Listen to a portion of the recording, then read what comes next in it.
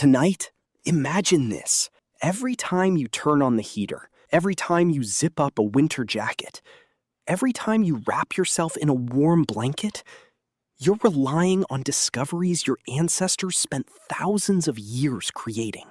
Now imagine all of it disappears. No heating, no insulated walls, no waterproof boots, no thermal clothing, no grocery stores, no electricity, just you. Thousands of years ago, standing at the edge of another ice age winter, the wind slices through your clothes. Every breath burns your lungs. Your fingers are already starting to go numb. Your feet ache with every step across the frozen ground.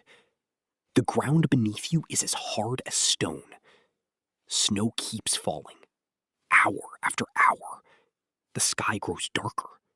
The temperature keeps dropping. And winter has only just begun. You still have to find food, protect your family, keep a fire alive through the night, find enough fuel for tomorrow and the day after that.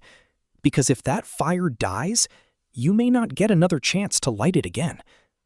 Now, imagine surviving like this, not for one night, not for 1 week, but for months. No weather forecast, no rescue team, no heated shelter waiting over the next hill. Only endless cold, and every decision determining whether your family sees another sunrise. Would you make it? Be honest. Comment yes or no before we find out how our ancestors did it. Because here's the surprising part. Most people think the greatest danger of an ice age winter was freezing to death. That sounds completely logical. But modern archaeology, and even the way modern survival experts think about extreme cold, suggests something far more frightening. The cold itself was rarely the first thing that killed people. Winter was far more patient than that. It stole your food before it stole your life.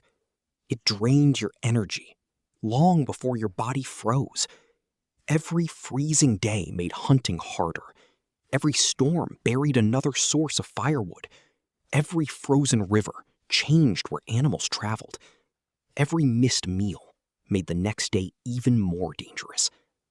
One small mistake became 2, then 3, until survival itself became almost impossible.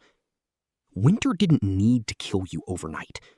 It simply waited until you had nothing left to fight with. Which raises an extraordinary question. If Ice Age winters were this unforgiving, why didn't our ancestors disappear long before civilization ever began? Most people imagine prehistoric humans surviving because they were tougher than we are, stronger, harder, able to endure pain that would break us. But modern archaeology tells a very different story. The people who survived the harshest winters weren't always the strongest. They were often the ones who prepared earlier, shared more, planned further ahead, and wasted almost nothing. Long before central heating, long before insulated clothing, long before anyone understood calories or body temperature, our ancestors had already discovered something powerful enough to survive winters that seem almost impossible today. And here's the real surprise. It wasn't fire, at least not in the way most people imagine. Your first guess might be fire. After all, fire means warmth. Warmth means survival. It seems obvious, but it isn't. A fire can keep you warm for a few hours. It cannot feed you. It cannot stop the wind. It cannot replace dry clothing. And if it dies in the middle of the night, you may not get another chance. Imagine waking just before sunrise. The air feels even colder than before. You reach toward yesterday's campfire. Only cold ashes remain. The last glowing ember disappeared while everyone was asleep. The wood around you is buried beneath fresh snow. Your hands are already too numb to work quickly. Now ask yourself, was the fire ever the real secret? Or was it something else? Scientists now believe we often picture prehistoric fire the wrong way. It wasn't simply a source of heat. It was an entire survival system. Fire dried soaked animal hides before they froze solid. It cooked food, allowing people to extract far more energy from every meal. It hardened wooden spear tips. It smoked meat so precious calories lasted longer. It frightened many predators away from the edge of camp. And perhaps most importantly, it brought people together. When darkness covered the landscape, families gathered around the flames. They repaired tools, planned tomorrow's hunt, shared stories, passed on knowledge. Long before anyone wrote a book, some of humanity's most important survival lessons were probably taught beside a fire. Keeping that fire alive became so important that losing it could put an entire group at risk. Some researchers even believe certain members of the group may have been responsible for protecting the fire, just as others hunted or gathered food. But even the strongest fire had limits. You couldn't carry a roaring campfire across miles of frozen wilderness. And when winter storms buried forests beneath deep snow, finding enough dry wood became a survival challenge of its own. Which raises another mystery. If fire alone wasn't enough, how did our ancestors stay warm when they had to leave the flames behind? The answer wasn't bigger fires. It was one of the smallest inventions in human history. Yet it changed winter survival forever. The answer was a needle. Not made of steel, not built in a factory, but carefully carved from bone. It sounds almost too simple. Yet this tiny invention transformed the way humans survived winter. Before sewing, animal hides could only be wrapped loosely around the body. Cold air slipped through every opening.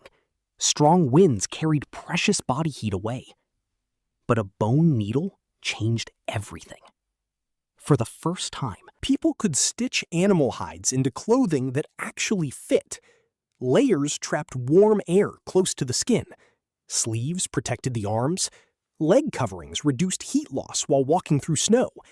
Even simple fur boots made long journeys possible. The greatest invention wasn't fur itself. It was learning how to shape it. Archaeologists have uncovered delicate bone needles dating back tens of thousands of years.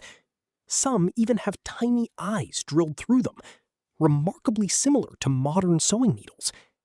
They weren't creating fashion. They were engineering survival. But clothing alone still wasn't enough. Winter punished every mistake. Groups learned to store food before the first snowfall. Fat became one of the most valuable resources they possessed. It provided far more energy than most other foods, helping the body produce the heat needed to survive freezing temperatures. They repaired shelters before storms arrived, protected their fire, shared whatever food they had, and perhaps most importantly, they shared knowledge. An older hunter remembered where sheltered valleys stayed warmer. A skilled craftsperson knew how to stitch tighter clothing. Someone else knew how to keep a fire burning through a snowstorm. One person's experience could save an entire family. Generation after generation, those small discoveries accumulated, not as a single invention, but as thousands of lessons, carefully remembered, shared, and improved. Ancient humans survived brutal winters not because they were stronger, but because they adapted and worked together. Every warm home and winter coat today exists because generations refused to surrender to the cold. Before you go, what do you think mattered most during humanity's first winters? Fire? The bone needle? Or the tribe? And if you think winter was humanity's greatest challenge, wait until you see what happened when the sun almost disappeared. I'll see you in the next story.